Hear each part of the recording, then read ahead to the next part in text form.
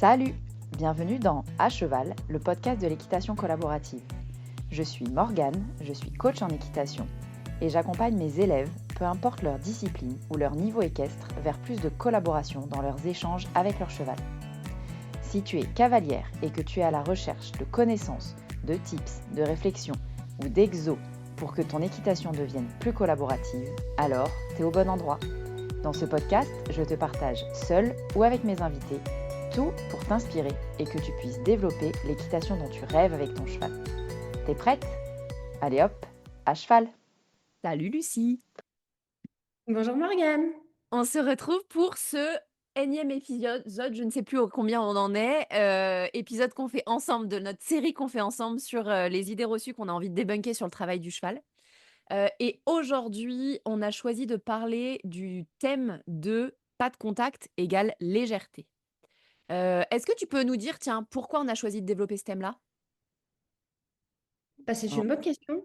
Ouais. Je sais plus exactement dans notre conversation de préparation de ces épisodes pourquoi on en est venu à parler de ça. En tout cas, moi, dans mon expérience d'enseignante, il m'arrive assez régulièrement de rencontrer des cavalières euh, j'allais dire qui se vantent, mais c'est pas très joliment dit, qui me disent Ouais. Ah, mais c'est génial avec mon cheval, j'ai 2 grammes dans les mains. Mm. Et moi, ça, en général, c'est un red flag, en fait, quand Ouais. j'arrive pour rencontrer un couple, parce que justement, il y a très souvent confusion entre pas de contact, ce qui n'est pas OK pour moi, et la légèreté, qui est l'allègement du contact après un énorme travail qui va vers le rassembler. Ouais. Et on a aussi parlé Moi, j'ai aussi l'expérience des gens qui ne prennent aucun contact sur leur renne, croyant que ne pas prendre de contact sur les rênes, c'est ne pas faire de bêtises, entre guillemets. Donc, genre, moi, je monte mon cheval, peu importe l'outil avec lequel je le monte, mais je ne prends jamais mes rênes. Pour eux, c'est gage de qualité du travail. Et aujourd'hui, on a envie justement de dire que bah, pas toujours. Donc, on commencerait pas par la définition du contact. Merci, c'est une bonne idée.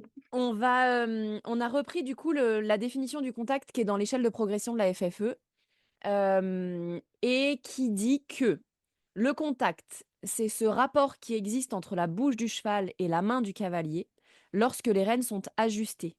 Il doit être l'expression d'une relation confiante, stable, symétrique et moelleuse. Le contact doit provenir de l'énergie des postérieurs transmise jusqu'à la main par un dos souple. Il y a plein d'infos dans cette définition. Et on voit toute la complexité de définir souvent ce qu'on a du mal à définir et ce qui est un peu une interprétation de chacun, c'est le fameux bon contact. Parce que il doit être l'expression d'une relation confiante, stable, symétrique et moelleuse. Qu'en fait, ouais. Et on parle aussi de souplesse du dos. Donc en fait, c'est plein de notions qui rentrent en, en, en contact pour définir ce fameux contact ou bon contact, quoi. En fait, pour moi, le contact, c'est une mine d'informations. Mm. C'est-à-dire que quel que soit le contact que le cheval me propose, trop, pas, instable, donc Ouais, trop de contact, peu de contact, un contact instable, un contact dissymétrique, c'est-à-dire que je vais avoir beaucoup de contacts sur une reine, pas du tout sur l'autre. Tout ça, c'est une mine d'informations qui, dans mon équitation, sont indispensables. ouais, J'ai besoin de ce contact parce que ça me permet d'avoir des informations sur l'état émotionnel, de disponibilité physique et de disponibilité émotionnelle de mon cheval. ouais, Pour ça, il faut que j'ai à ma disposition des outils qui me permettent de prendre un contact.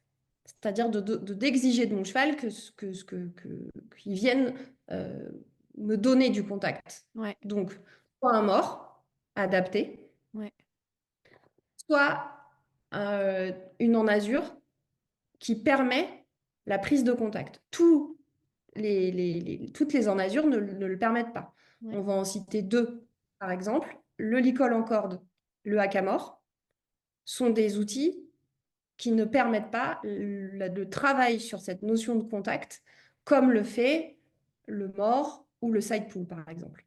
Ouais. Ça, déjà pour moi, quand on quitte la définition classique, qui est tout à fait juste et intéressante, et qu'on quitte cette définition et qu'on rentre vraiment dans qu'est-ce que le contact? C'est une somme d'informations qui doivent être recueillies par le cavalier de ce que dit le cheval, de son état émotionnel et physique, et en plus, à travers des outils adaptés. Ouais.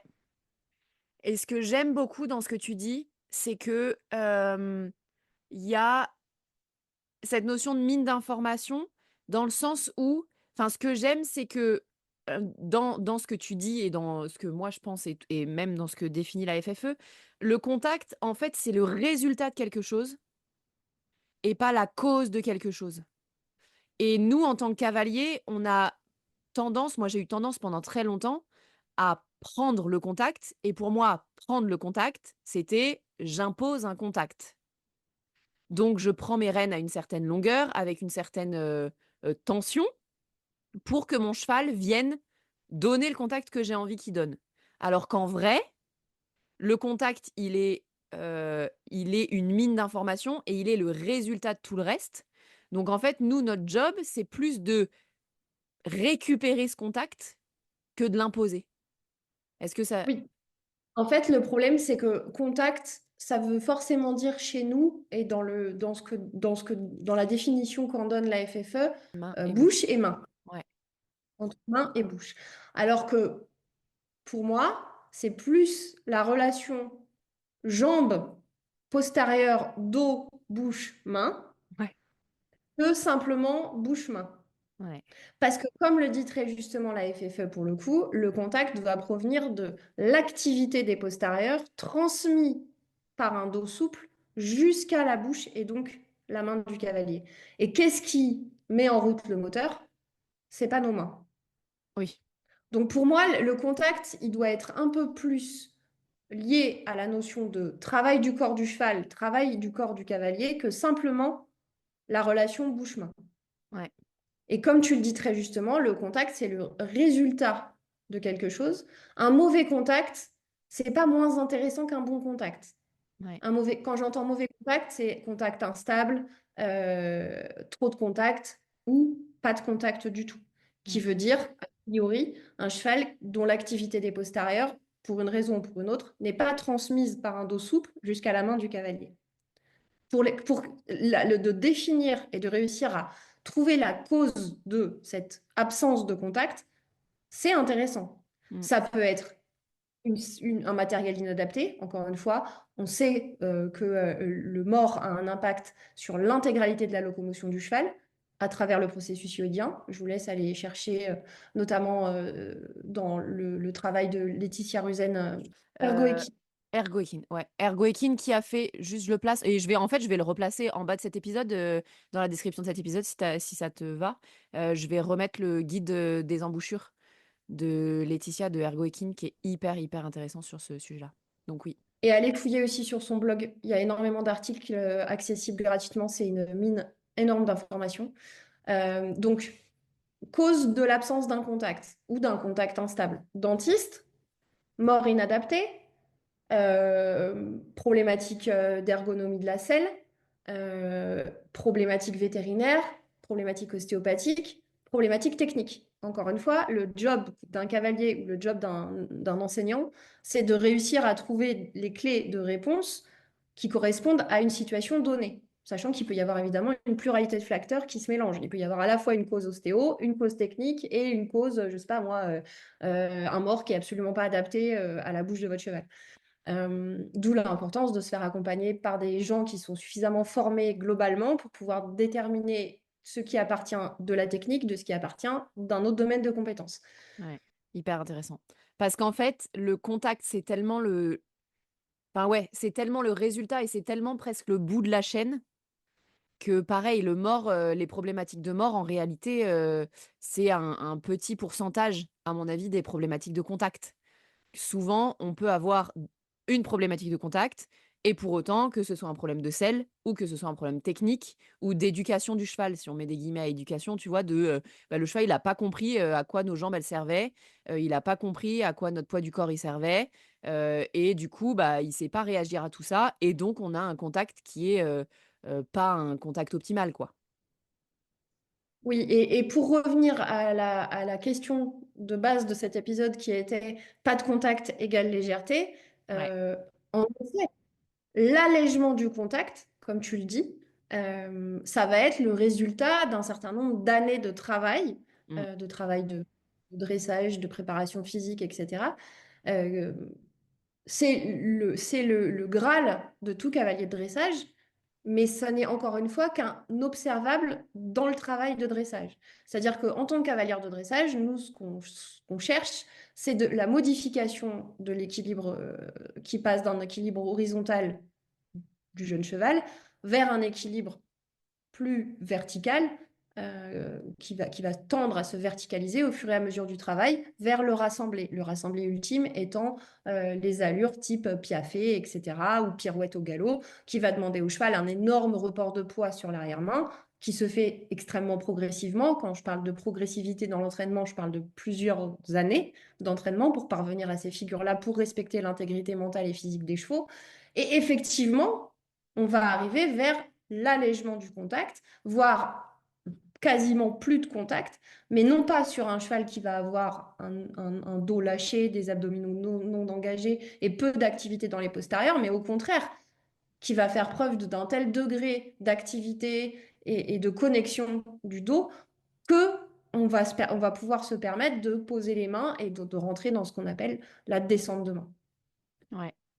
Mais du coup, ça, c'est trop bien. Merci de préciser parce que, ça me semble important de préciser là, que le piaffe et le passage ne sont pas seulement des apprentissages du cheval et on voit souvent des gens qui veulent travailler des figures de spectacle, par exemple, et qui se disent: «Bah, je sais faire la jambette, donc maintenant le prochain truc, j'ai envie de faire le piaffe et le passage». Le piaffe et le passage, pour respecter l'intégrité physique et mentale du cheval, ça demande des années de préparation et c'est pas juste, entre guillemets «du bidouillage» et un apprentissage comme pourrait l'être, la jambette. Donc c'est juste important pour moi de le replacer ici, parce que je sais que beaucoup enfin et c'est souvent le rêve de plein de cavaliers d'avoir un cheval au piaffe et au passage. En vrai, c'est un vrai travail de longue haleine et qui est hyper physique et technique.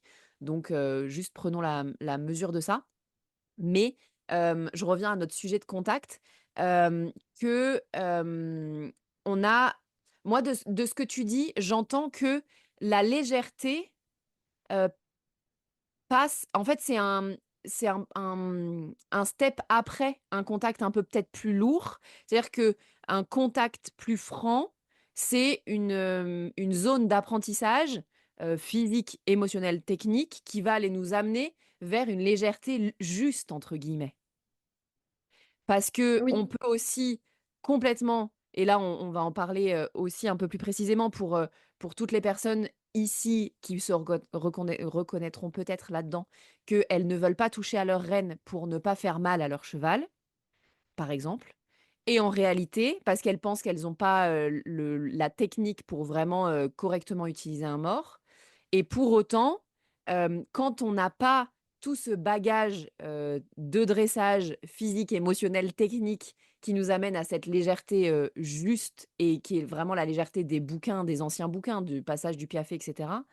Hem, le contact, il semble important, pour permettre de, connecter l'arrière et l'avant par le dos.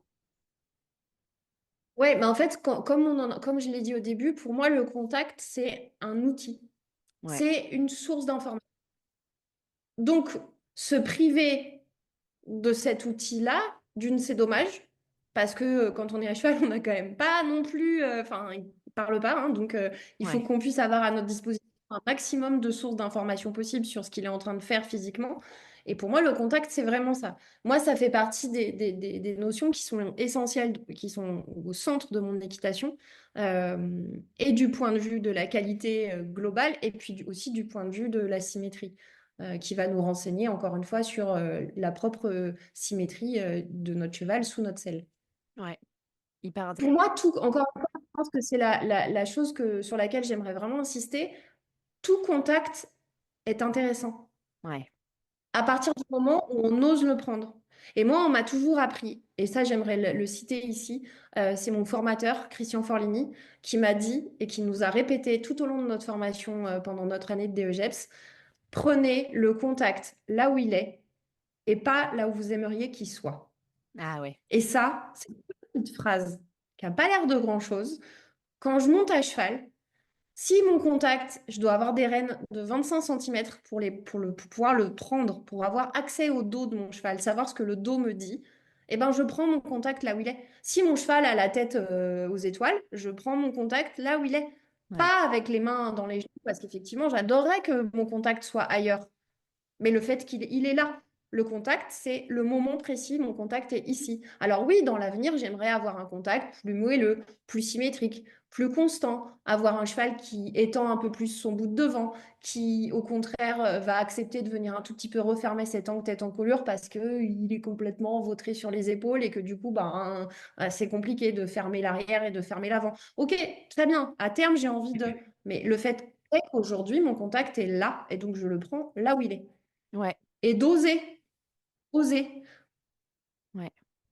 Et comment, en fait, j'ai envie de te poser une question. J'ai la réponse, mais j'ai envie de te poser la question de comment je fais c'est quoi comment je fais évoluer mon contact? Tu vois, tu dis, j'ai un cheval qui a le nez dans les étoiles, avec du coup, j'ai vraiment la sensation qui m'arrive. Tu vois, si tu prends tes rênes et que tu prends du contact, j'imagine un truc hyper inconfortable, très tendu, très inconfortable. Est-ce que c'est en travaillant avec mes mains que je vais pouvoir régler ce problème-là ou enfin voilà, où sont les points de progression possibles? Bah, évidemment, non, ça va pas être que les mains, mais il faut pas les nier. Ouais, C'est-à-dire que je vais quand même avoir besoin de ma main, quitte à travailler à pied, par exemple, faire des sessions de mâchoire, travailler sur... là, on parle évidemment une fois que le check matériel et tout le reste a été fait, hein, évidemment. ouais, Euh, mais ça va surtout être beaucoup un travail sur la décontraction, sur la récompense, sur les canaux d'apprentissage, de lui faire comprendre que ça va être plus agréable pour lui à terme de travailler avec des postérieurs plus engagés, des abdos plus toniques, un dos plus relâché. Et donc, en fait, comme l'attitude, le contact, c'est un résultat. Et donc, OK. forcément, si je travaille sur l'intégralité du corps de mon cheval, je vais avoir un impact bénéfique sur son mental, et ça, j'en suis intimement persuadée, sur sa décontraction, et donc la qualité de mon contact va s'améliorer. Mais il est évident que je vais prendre les informations du contact, mais je ne vais pas résoudre mon problème par le travail sur la main et le contact. Ouais, Je ne sais pas si c'est clair. ouais. Enfin, c'est clair pour moi, donc ça doit l'être pour les gens qui nous écoutent. Hem, dernière question, enfin non, peut-être pas dernière question, mais j'ai une autre question que j'ai envie de te poser parce qu'elle me semble importante. Tu vois, si on part du principe que les gens ne prennent pas le contact avec leur cheval ou choisissent des outils de non-contact, comme le licol en corde, par exemple, en pensant faire mieux, hem, est-ce que tu penses qu'il est possible sur un cheval qui ne sait pas faire et un cavalier qui ne sait pas faire, hem, de de connecter l'arrière et l'avant sans contact sur la tête ou dans la bouche? C'est une excellente question.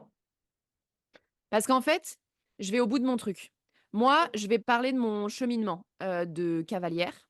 Moi, je suis cavalière de complet au départ. J'ai fait beaucoup de dressage, j'adore ça le dressage, mais j'ai fait le dressage version concours complet. Donc c'est plus du plat chez nous. On va pas faire de la haute école et cetera. Mais j'ai quand même des notions de dressage. J'ai toujours monté mon cheval en filet et un jour, je